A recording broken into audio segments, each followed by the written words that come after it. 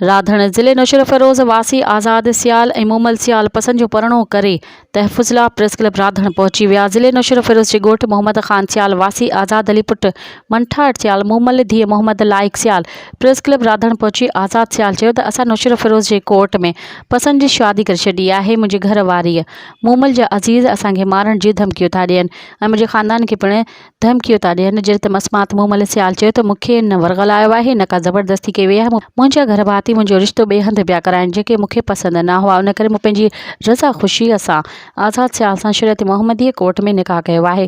मूंखे पंहिंजे वालिद मोहम्मद लाइक सियाल भाउ इम्तियाज़ सियाल महबूब सियाल इमदाद सियाल नदीम सियाल मुनीर सियाल ममताज़ सियाल ऐं असांखे मारण जी धमकियूं था ॾियनि। असां IG Sindh DIG Hyderabad court सगुरी में वस वारनि खे अपील था कयूं त मथां नालनि वारनि माण्हुनि मां असांखे जान जो ख़तरो आहे। असांखे कुझु बि थियो त ज़िम्मेवार उहे हूंदा।